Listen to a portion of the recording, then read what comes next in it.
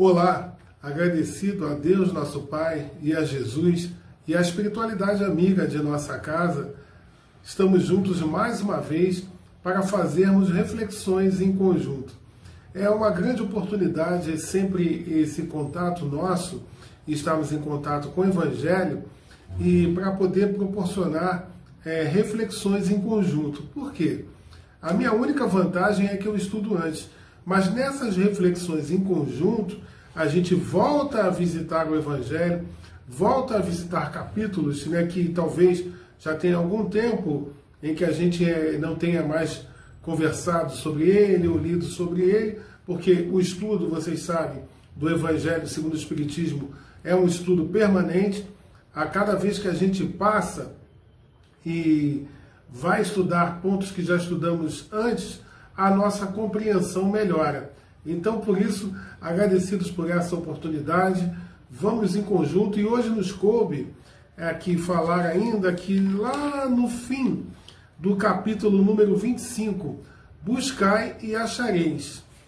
E é um capítulo que, já pelo nome dele, buscai e achareis, nos faz reportar e pensar sobre diversos aspectos. Buscai e achareis.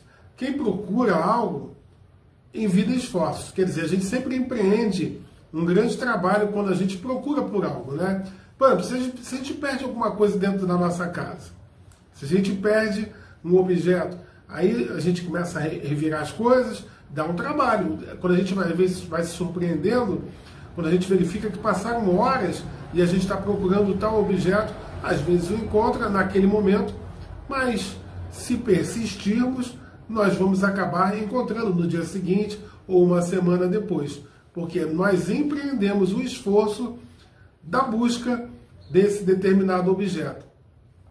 Se a gente busca instrução, se a gente busca cultura, a gente envida o quê? Esforços também, a fim de que a gente seja melhor informado, a fim de que melhore a nossa condição de entendimento sobre as coisas ou sobre nós mesmos, mas isso tudo empreende trabalho. Ainda no buscar e achareis. O que buscamos? Fica aí para nós refletirmos sobre o que nós buscamos na vida, nessa oportunidade que a gente já entendeu, que a reencarnação, estamos aqui agora, encarnados, estamos em setembro de 2024, o que a gente está buscando? O que realmente nos compensa buscar?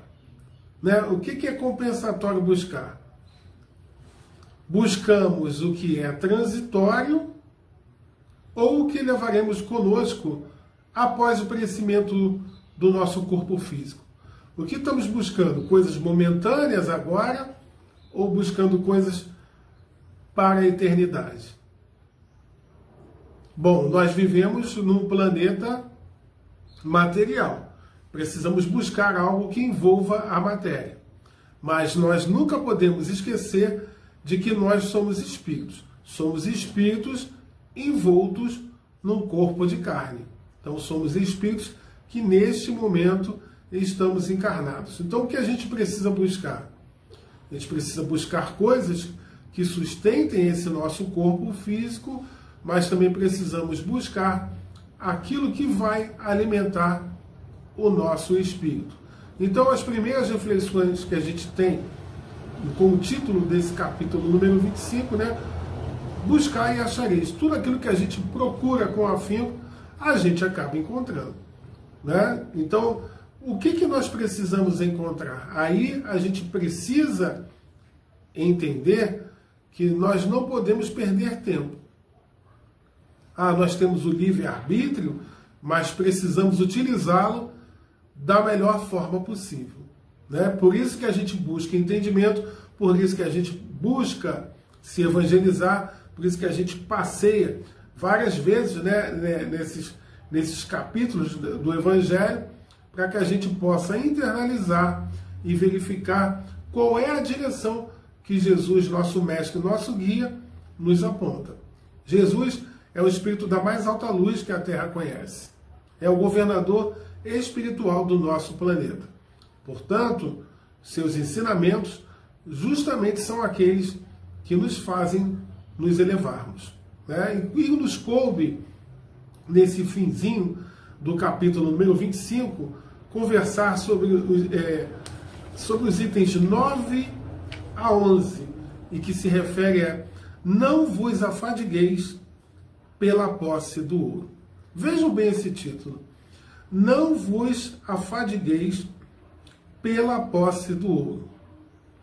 Já com esse título, o Evangelho é interessante, os ensinamentos de Jesus nos reportam aos mais variados acontecimentos e às mais variadas interpretações que vão nos levar na direção da luz. Então a gente pode mais ou menos aqui, já nesse título, não vos afadigueis, né? Está aqui no Evangelho segundo o Espiritismo, não vos afadigueis pela posse do ouro. A gente pode pensar sobre o quê?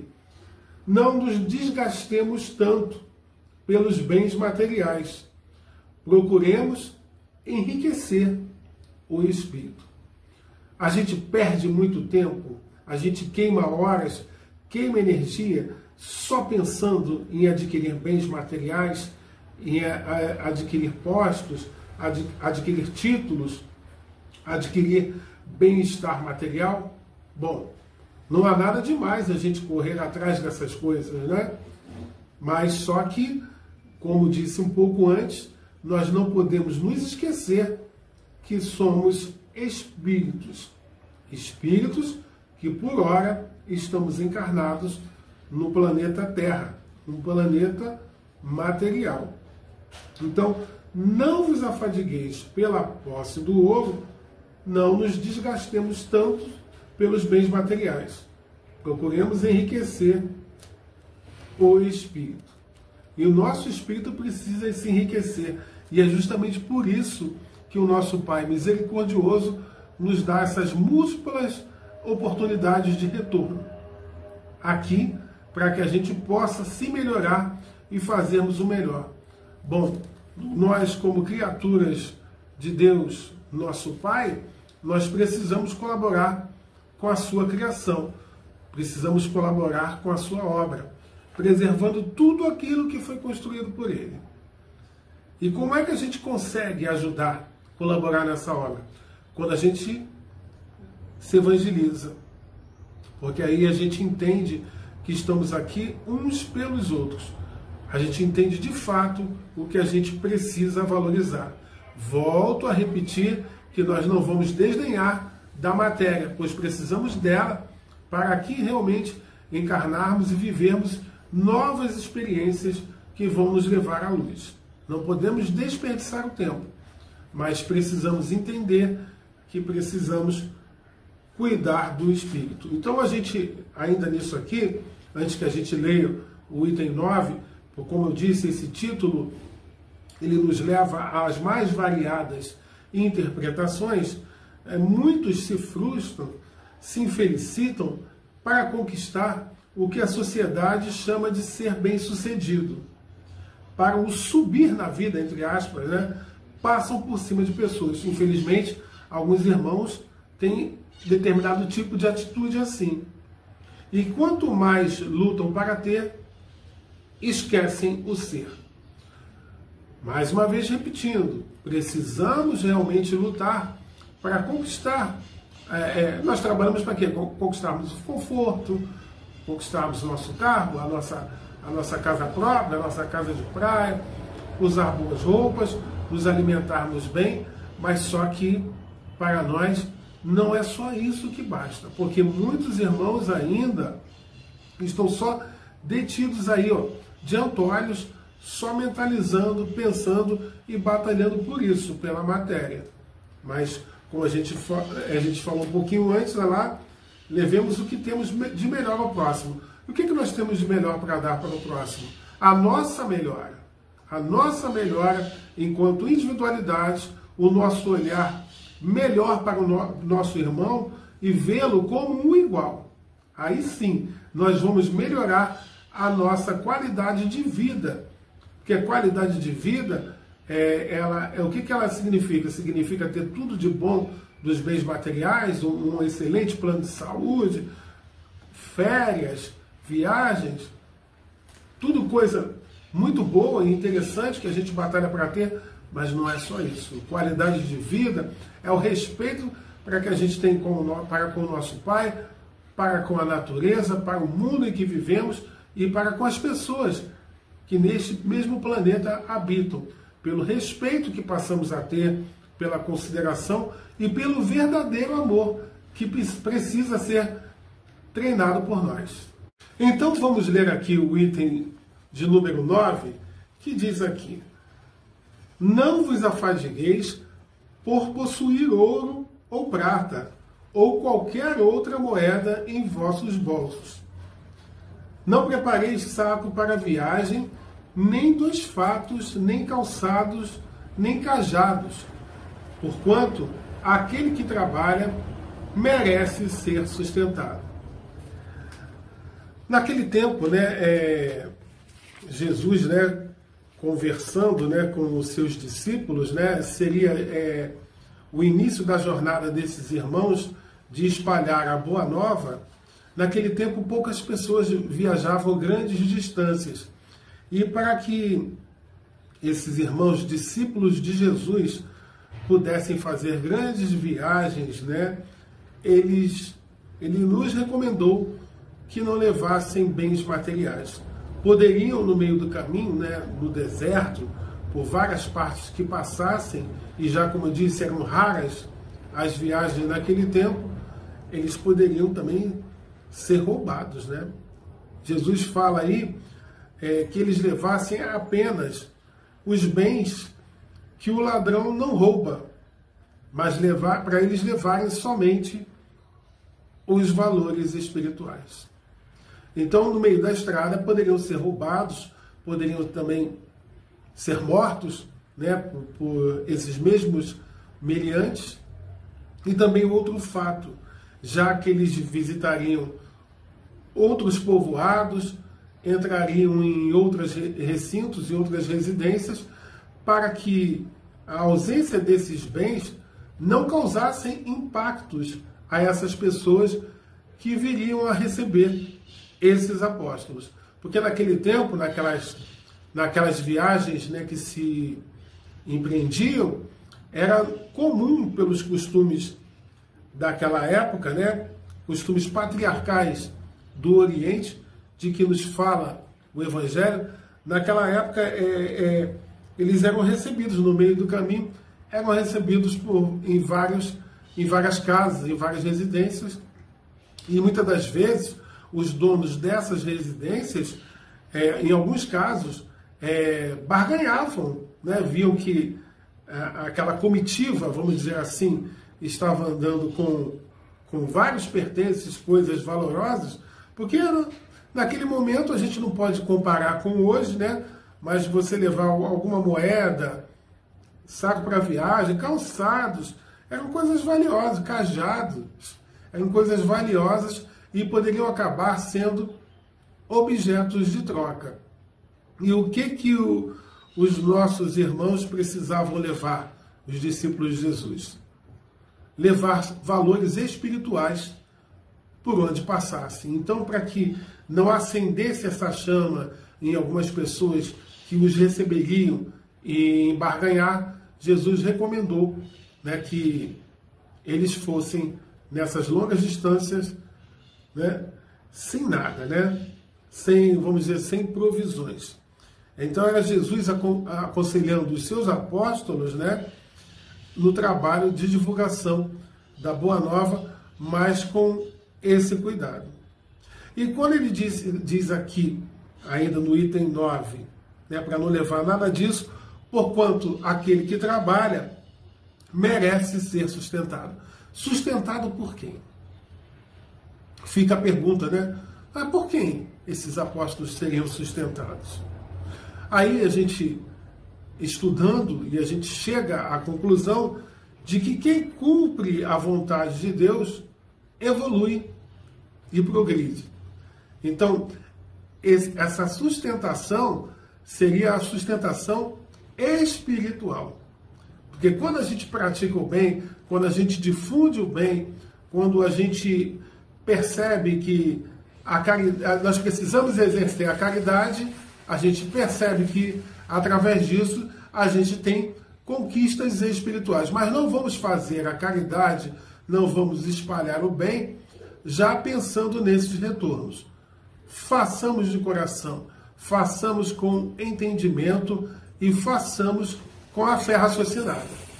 Então, ainda aqui no item 9, a gente fica com esse entendimento de que Jesus alertava os seus discípulos, né, a confiar na providência divina.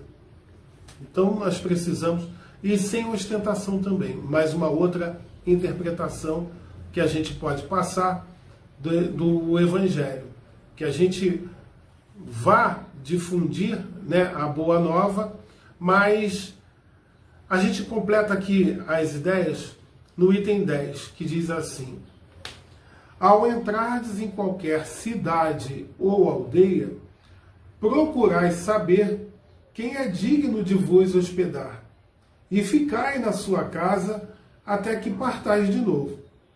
Entrando na casa, saudai-a assim: que a paz seja nesta casa. Se a casa for digna disso, a vossa paz virá sobre ela.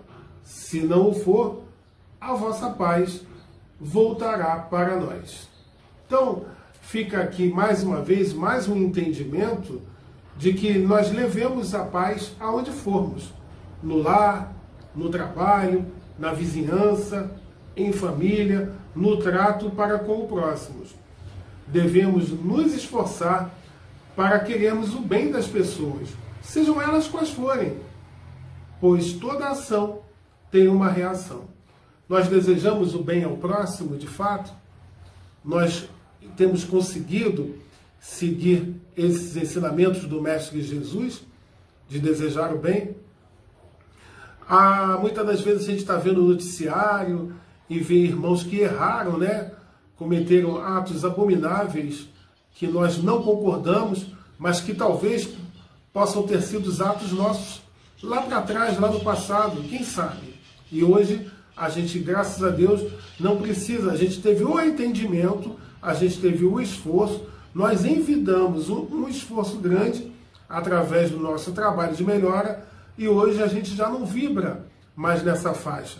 Mas por causa disso nós vamos julgar ou vamos executar esse trabalho de querer bem?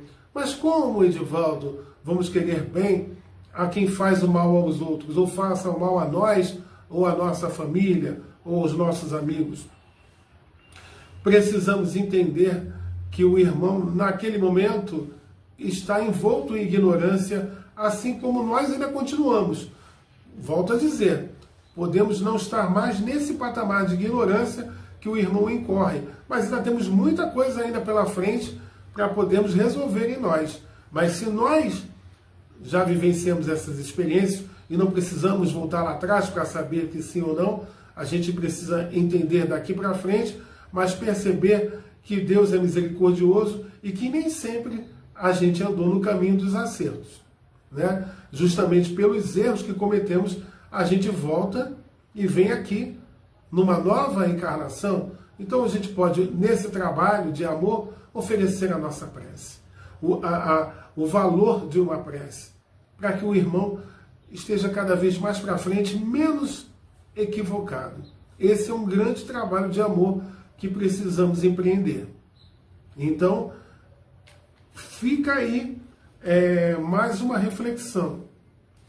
E quando ele diz assim, né, que a gente entrar, né, hospedar e ficar na casa até que partais de novo. Quem são essas casas que nos recebem? Procurar casas, né, onde as pessoas estivessem preparadas para os novos ensinamentos. Então ele diz aqui que a paz seja nesta casa. Se alguém que nos recebe já está aberto, né, ao estudo do Evangelho, ao entendimento das palavras de Jesus, e muitas das vezes esse estar aberto vem até de uma curiosidade, de querer saber como se processa. Então o que nos cabe? Para essas casas que nos abrem portas e janelas, aí sim que a gente leve, né, essa boa nova. Mas quando a gente diz assim, e se não for, a vossa paz voltará para nós. Aquilo que a gente tem para oferecer, que é o conhecimento da boa nova, se a pessoa, ou se as famílias, ou os grupos ficam refratários, a gente não deve insistir e não deve obrigar a quem quer que seja a escutá-los e a entendê-los. Cada um está no seu tempo. Então, quando ele diz, né, que a paz seja nesta casa, se a casa for digna, e disso a vossa paz virá sobre ela. Então, se aquelas famílias, se aqueles grupos estão abertos para essa boa nova, para esses novos estudos, tudo bem, que continue assim e até se potencialize. Mas, se não for, a nossa paz voltará para nós. Porque eles, aqueles que negaram o conhecimento ou não querem saber no momento, eles estão numa certa paz, entre aspas, e nela continuarão, porque nós vamos respeitá-los.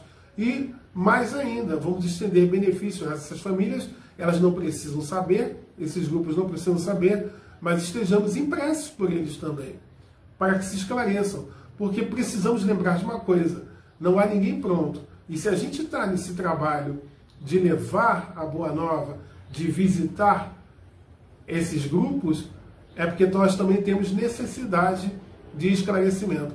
Aquele que está à frente de um trabalho dentro da doutrina espírita é um grande necessitado. Aquele que oferece o estudo através de uma palestra ou à frente da coordenação de algum curso, também está necessitado. Porque quantas vezes passear... Lembra o que eu disse alguns minutos atrás? Quantas e quantas vezes a gente lê o Evangelho e o nosso entendimento melhora? Porque somos nós necessitando desse esclarecimento e desse entendimento. Quantos de nós estamos há 10, 20 anos, 30 anos dentro de uma instituição espírita e ainda não conseguimos entender como todo esse Evangelho? Ainda não conseguimos entender totalmente o que Jesus traz para nós. Mas isso é um processo paulatino.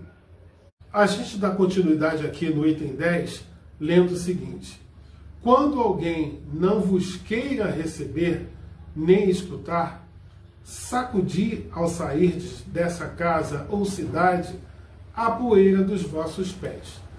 Digo-vos em verdade, no dia do juízo, Sodoma e Gomorra serão tratadas menos rigorosamente do que essa cidade.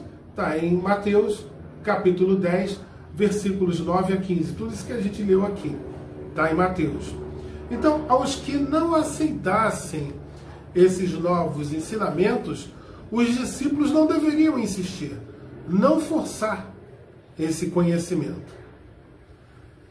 Assim deve ser a conduta do espírita em relação aos seus familiares, amigos e conhecidos. A doutrina espírita não pratica proselitismo. Então, nós, já com o entendimento doutrinário, não devemos e não podemos impor conhecimento e filosofia de vida. A não ser com os nossos filhos, né, porque estão ainda, nós somos tutores dos nossos filhos menores de idade, então, onde nós estamos? Estamos dentro da doutrina espírita, nós os colocamos na evangelização infantil, né, nós os colocamos nas mocidades espíritas, mas assim que eles cheguem à maior idade, eles façam as suas escolhas. Mas enquanto eles estão sob a nossa guarda, é o nosso dever trabalharmos para que os nossos filhos adquiram hábitos sadios, adquiram entendimento do Evangelho de Jesus, adquiram conhecimento de que nós precisamos cada vez mais exercitar caridade, que nós devemos muito mais conhecer de fato o que é humildade e assim podemos trilhar a nossa caminhada. Mais para frente, na fase adulta, a escolha será deles, mas tenhamos certeza de que a base já está sólida. Façam a escolha que fizerem. Ah, Edivaldo, mas tem muitos que erram. Quem está sob a nossa tutoria, aqui encarnados a gente sabe, agora a gente lembra da real essência, mas a gente oferece as ferramentas que temos, não é verdade? Então, quando alguém não nos queira receber, a gente não deve insistir, porque cada um tem o seu tempo de despertar. E quando ele diz assim, né, que quando alguém não vos queira receber, nem escutar, sacudi ao sair dessa casa ou cidade a poeira dos vossos pés.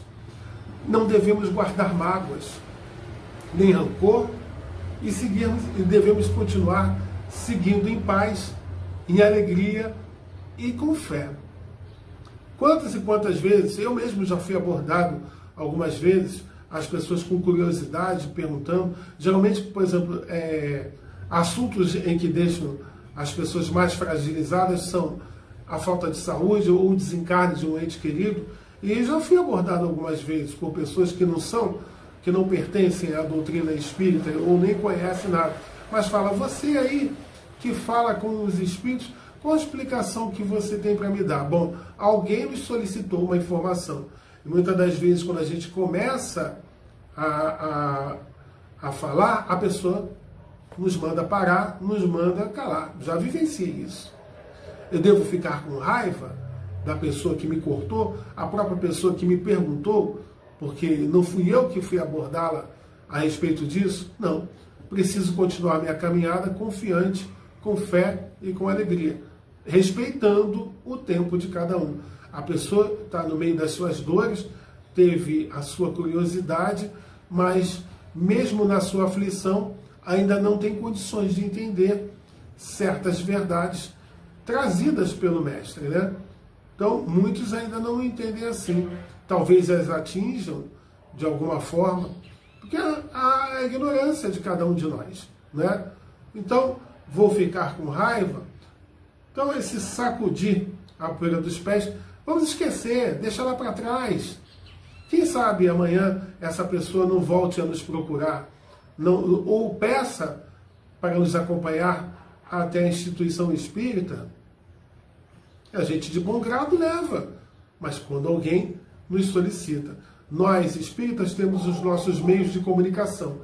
Então, nesses meios de comunicação, nesses meios de divulgação, continuemos divulgando, continuamos fazendo, difundindo, estando à frente de cursos, fomentando, né, palestras, mas ali no nosso meio, quem quiser nos procurar, que chegue até lá, que com certeza será bem recebido, né? Então é isso, meus irmãos. Fica aí para a gente, mais uma vez, refletir que nós precisamos sempre respeitar o livre-arbítrio do nosso próximo, né? Ainda vamos ver se podemos tirar mais alguma coisa aqui do Evangelho. A gente sempre tem o que tirar daqui, né? Aqui no finzinho do Evangelho diz assim: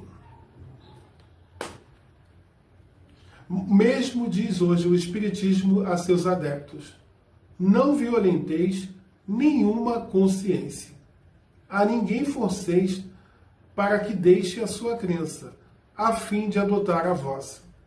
Cada um continue feliz na sua religião. Desculpem. Então, que cada um continue. Onde o seu coração quer estar, lá é o seu lugar. Então, a gente vivencia várias experiências de famílias em que os membros, cada membro faz parte de uma doutrina religiosa, e se é assim, deve ser respeitado, né? O que deve ter é entendimento. Porque todos os ensinamentos de Jesus nos levam aqui: à compreensão, ao amor, à irmandade, e não a divisões, não a brigas, não a questionamentos de que quem é o melhor, né? Então, fixemos muito nisso. Nós não podemos desmerecer a crença de quem quer que seja. Posto isso, acabam os conflitos. Respeitemos as escolhas do outro. Respeitemos os gostos do outro. Lembrando, mais uma vez, que o Espiritismo não visa o proselitismo, né? Então, outro grande detalhe que tem aqui no final outrora, o céu era tomado com violência. Hoje o é pela brandura. Porque hoje a gente sabe que nós conquistamos o céu através do amor. Não através de barganha, não através de imposições, de brigas, de cerceamentos religiosos. Hoje a gente conquista o céu através do amor e do mais puro amor que a gente puder entender. Porque a espiritualidade amiga ainda nos informa que nós não conhecemos o amor. Jesus já sinalizou que esse é um aprendizado que ainda vamos ter, que estamos tendo, né? Mas que vamos ter e que vamos conquistar com o passar do tempo, nas reencarnações vindouras, nós vamos ter um entendimento melhor, né, do que seja esse amor. Então fica aí mais uma vez a lição para nós, que nós respeitemos o livre-arbítrio do próximo. Vamos caminhar, vamos seguir em frente nos nossos espaços doutrinários, né, da doutrina espírita, que a gente divulgue, que a gente difunda o Evangelho, e para aqueles que chegarem para nós, abrirem as suas portas e janelas e que nos queiram ouvir de fato e que queiram entender o que realmente é essa boa nova vinda através de Jesus, que a gente possa oferecer com toda a força do nosso amor. Somos nós aí, aqui, né, nesse aprendizado constante, né? Então, mais uma vez, me desculpem eu ser repetitivo, mas não venhamos a desmerecer a crença do próximo. Respeitemos e respeitemos a nossa também, porque isso é um dos fatores que a nossa doutrina sempre nos lembra, para que haja respeito, consideração, amor e carinho para com o próximo.